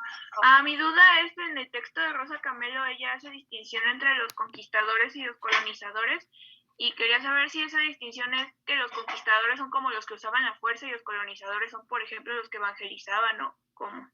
No, la colonización va después de la conquista.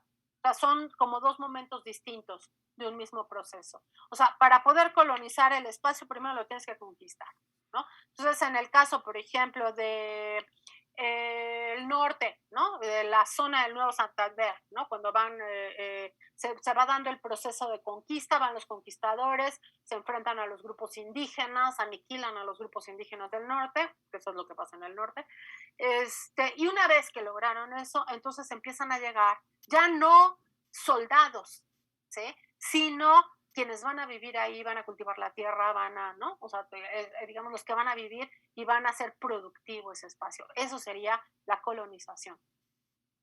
¿Sí? Entonces, digamos que es la etapa posterior, pero primero, pues hay que conquistar. Lo mismo pasa, bueno, en el centro, en la zona de Mesoamérica, etcétera, ¿no?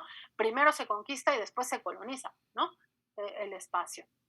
O sea, llegan quienes van a ser productiva la Nueva España, o van a explotar, ¿no? Incluso, no digamos ser productiva, pero a explotar a través de distintas actividades económicas, etcétera, ¿no? Entonces, digamos que generalmente, y en el escrito de Camelo, los colonizadores, los escritos de colonización son más del siglo XVI, segunda mitad, pero más del siglo XVII, XVIII, de cómo va avanzando. Primero van conquistando y después atrás vienen los colonizadores, ¿no? A establecerse ya. A veces los colonizadores son los mismos conquistadores, ¿no? Pero digamos que son dos momentos distintos, Julieta. No sé si me expliqué. Sí, gracias. De nada. ¿Alguna otra duda? ¿No? ¿Ninguna? ¿Les quedó clarísimo? Historiografía novohispana de tradición indígena y de tradición hispana. ¿Ok? ¿Podría volver a colocar el pizarrón brevemente? Ay, déjame ver si... Gracias. No sé si va... Sí, ahí está. Bueno, nos quedan 6 minutos, ¿sí? Nada más para 2 cosas. Ahorita les pongo en Classroom, déjenme ponerlo de una vez. Está abierto. Ay, espérame. No. Bueno, déjenme ahorita. Vean el pizarrón y ahorita les publico la evaluación, autoevaluación, para que ustedes valoren, ¿no? Hasta dónde se han logrado, ¿no? Estos aprendizajes. Y por otro lado, el jueves, ¿no? Es la siguiente sesión. El jueves no nos vemos. El jueves, de nada. Van ustedes a hacer la primera evaluación, no se estresen por la evaluación. Ya quedamos que la evaluación es un proceso reflexivo, analítico, sintético, pero en el cual se tiene que notar este trabajo de lectura y de discusión con las fuentes, ¿no? Eso es lo que, con las fuentes, con los distintos textos, pues, que hemos trabajado. Van a tener 2 horas para responder y tiene que ser los textos que hemos trabajado, ¿sí? Si quieren integrar otro autor está muy bien, pero tienen que estar los textos que trabajamos, ¿sí? Además pueden integrar otras cosas, pero en principio, entonces no se dispersen, concéntrense en los autores que hemos trabajado, los textos que hemos trabajado. Pueden tener a consultar los textos en ese momento, lo que quieran. Si quieren sacar una cita textual de ahí, la sacan, pero señalan que es una cita textual, etcétera, etcétera, ¿sí? O sea, tienen que estar ahí los elementos, pues, de un texto construido del diálogo con los autores y señalar muy claramente quién dice qué, ¿no? O sea, cuándo es Romero Galván el que está hablando, cuándo son ustedes los que están hablando, cuándo son ustedes hablando en función de algo que recuperan de Javier Rico, etcétera, etcétera, ¿sí? Examen de preguntas abiertas, sí, exactamente, eso es. No es opción múltiple ni nada por el estilo, son preguntas abiertas, son preguntas a desarrollar y obviamente la idea no es que las respondan en 2 líneas, ¿no? O sea, piensen que cada pregunta, la función es ver hasta dónde han logrado el aprendizaje, pues entre más desarrollado esté el tema que tenga que ver, ¿no? No vayan a contar ahí su fin de semana, ¿no? Entre más desarrollado esté el tema, pues más elementos dan para que uno se percate de la forma en que han ido procesando lo que hemos ido trabajando, ¿sí? ¿Dudas? ¿Comentarios? ¿Ya puedo dejar de compartir? ¿Sí? Ya. Es que me estresa no verlo. Entonces, si no hay más dudas, más comentarios, pues eso sería todo. Déjenme de una vez, tenemos 2 minutos para ver si les aparece bien. Déjenme. Google Chrome. Es que hace rato estaba teniendo problemas tenía abierto el Classroom y por alguna razón me sacó o yo no sé qué cosa. No sé qué le pasa a esto. No, algo le pasó. Bueno, entonces ahorita entro y les digo...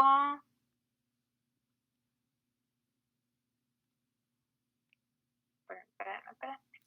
¿Por qué está? No sé. Bueno, ahorita lo investigo. No sé qué problema hay aquí, pero yo ahorita les subo la autoevaluación para que la tengan de una vez y el examen les va a aparecer a las 8 de la mañana y tendrán de 8 a 10 para responder el examen, ¿ok? Ya saben, por favor, no copien de Wikipedia ni de ningún lado, básense en lo que hemos trabajado y si copian algo textual, pónganle comillitas, todo, porque esa parte somos rigurosísimos. Si copian y no le ponen crédito, inmediatamente 0, aunque el resto esté maravillosamente bien escrito por ustedes, ¿sí? Entonces, ojo con eso. Sean ustedes, quiero escucharlo ustedes, no a la Wikipedia, ni Buenas Tareas, ni a quien sea, ¿sí? Quiero escucharlos a ustedes, ¿sí? Bueno, pues entonces eso sería todo. Les voy a pedir, ya pongo en este momento la entrada para asistencia, sí, Fabián, no hay ningún problema. Y los que les dije al principio que pueden tener problema de porcentaje de asistencia, porque yo voy a personalizar los exámenes. Entonces, si no tienen el porcentaje de asistencia, no les va a aparecer el examen. Entonces, déjenme ir viendo quién está. Bueno, pues ustedes saben, ¿no? Quién no ha venido mucho, de los que están hoy, que tienen problemas. ¿Qué no? Es que me faltan unos al principio, ¿no? Andrea, ¿anda por ahí? Sí, Andrea, no te vayas porque tienes un problema aquí al respecto. Igual y me equivoco también aquí. Espérenme. Había alguien más. Sí, Santiago, no sé si está Santiago. También, por favor, si te esperas. Y son los que ubico ahorita. A lo mejor se me está yendo alguien, ¿eh? Pero, sí, Fabián, también. Y Alberto, pero ahorita vemos el caso de Fabián y Alberto que se integraron después, ¿no? Ok, los demás, bueno, pues que tengan bonita semana, mucha suerte en el examen del jueves y cualquier cosa, pues me contactan el jueves por WhatsApp y si no nos vemos el martes. Van a tener tarea para el martes, pero ya después les aparece la tarea, ¿no? Bonita semana a todos. Gracias, fin de semana. Gracias, maestra. Hasta luego, maestra, que le vaya bien.